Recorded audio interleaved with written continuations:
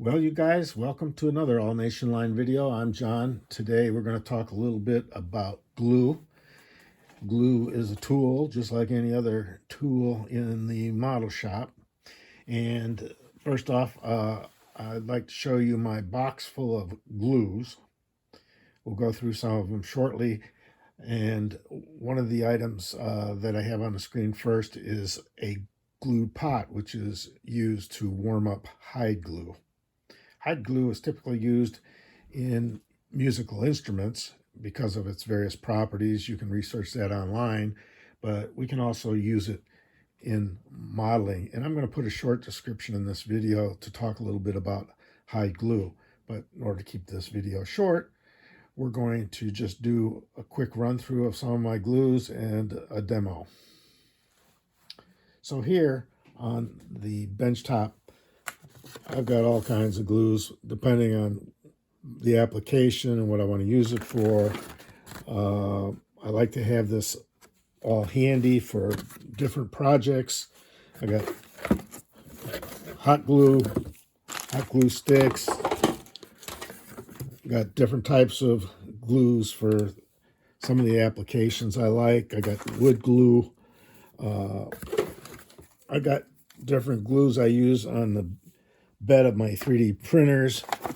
I usually like to buy these in bulk because I use so much of it. There's good old Elmer's, and there was a good article years ago in the NMRA Bulletin that gave some good information on uses of this glue and how to tweak the recipe a little bit for different applications. So I may make a copy of that and post that.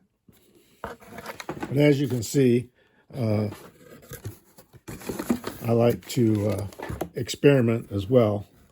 And we're getting down to the bottom of the box here, but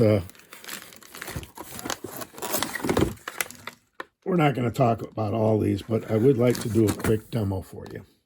Today, we have more high technology types of glues that we can use, and depending on the materials we're trying to glue, attach, utilizing different adhesives. We're just going to talk today about a little trick with the CA glue. Typically, what we're going to try to demo is replacing sprockets on drive shafts.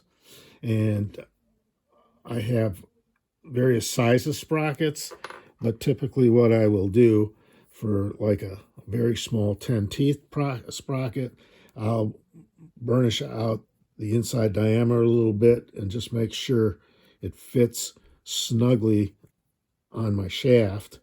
And in this case, my shaft has some knurling on it, so that's good. And what I will typically do was, after I fit these, I don't want it so tight that it's going to break out your sprockets. That's what happens a lot of times with the old original Delrins. If they weren't fitted just properly, sooner or later they'll split out. So in this case, this happens to be a polycarbonate. And what I like to make sure before we put the CA glue on it is we make sure it's perfectly degreased or cleaned. In this case, what we're going to show is a trick using a little bit of baking soda. And I'm going to take some of this baking soda, put it in the lid so we can use it quicker.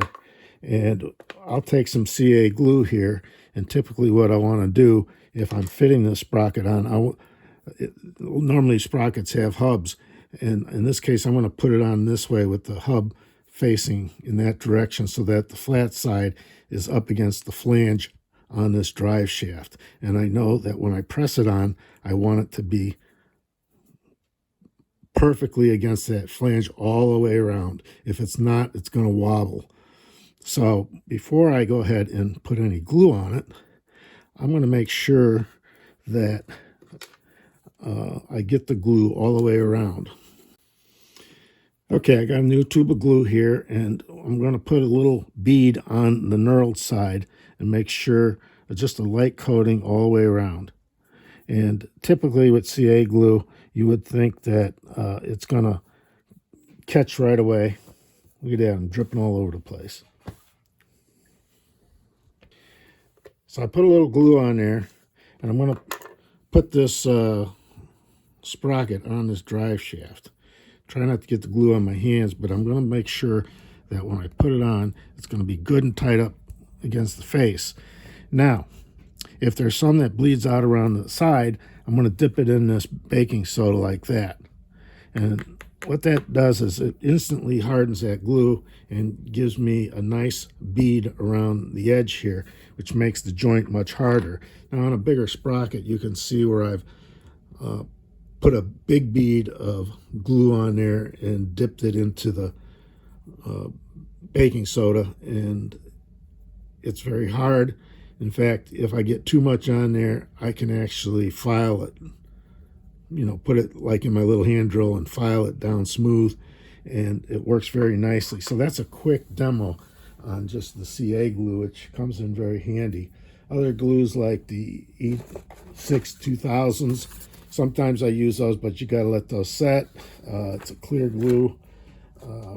There's different CA glues in terms of the gel. I've used the gel, and again, it all depends on the application that you're going to be using. But for a quick job like this, the CA is great, and it's nice to know that there are tips and tricks in using different glues.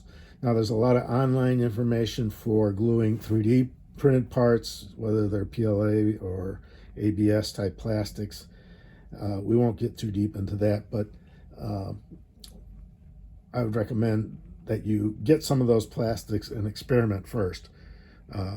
Make your mistakes ahead of time, and it'll save you a lot in your kit building and scratch building.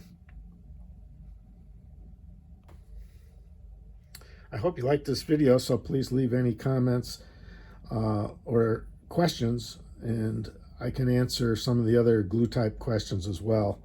And I find it a very interesting part of the hobby, and I think you will as well.